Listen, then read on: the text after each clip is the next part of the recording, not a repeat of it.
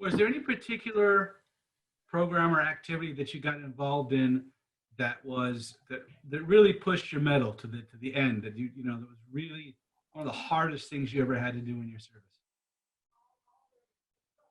Well, fourth class year, I think relatively was probably the hardest thing I ever had to do. Uh, the next thing after that was probably,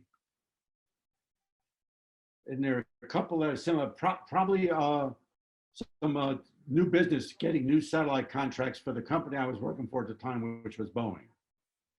And I came into one that was a situation I didn't want to go for. I wanted to go work something else. Fortunately, my boss was smarter than I was and says, no, you're going to go do this. And I also had that happened to be my very first assignment in the Air Force as well, where the boss said, no, you're not going to do that. You're going to do this. So sometimes you got to do that. But he put me into that. And I went to a situation where things were not going well and had to turn it around. So one, I had to motivate the team. Two, I had to get them going in the right direction. I had to work with the customers. And over a series of types of things that built and culminated in this one thing. Those probably were very good examples of where my discipline and training from the military came in very handy in industry.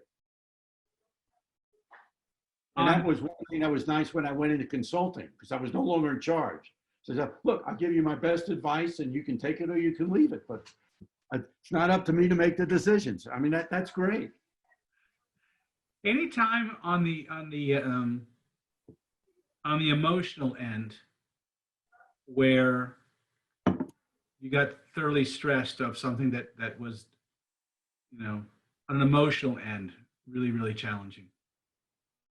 Yeah, actually, that was one program. We successfully won the program, but the execution, I was a deputy program manager, but in the execution, we ran into some problems for a number of reasons. And it got to be a very tense relationship with senior management, with the customer.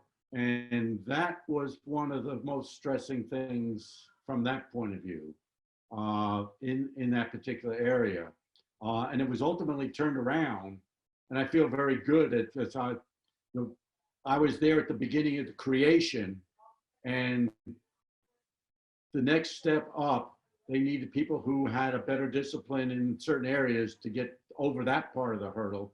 But ultimately it became a very successful multi-satellite program for the company, and they made a lot of money on it.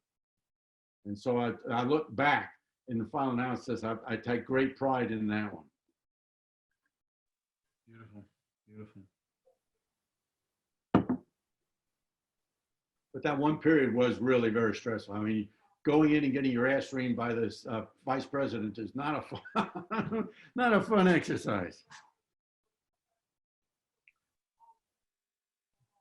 Anything that you walked away from the military experience that we talked about discipline, but any other things that you walked away with the military experience that really stood by you for the rest of life, something that made a difference for you going forward that came out of your military experience? Yeah, let me put it in a storyline that I used to use with some of our people in industry. And the storyline goes as a lot of our people, they were bitching and moaning. We had to work extra hours. We had to redo things a lot because the customer wanted to change and everything else. And I finally sat my people down and I said, look, what we're doing is for those poor guys out there in the field today in combat boots who never know when the next step they take is going to kill them or just blow their legs off. Don't you bitch to me that you're having it tough. Wow. Wow. And usually they got the message.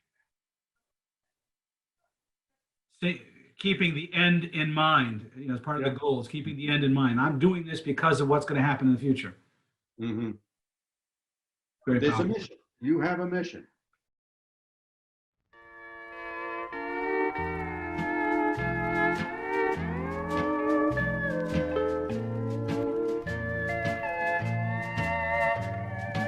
I wrote him a letter just as I did before.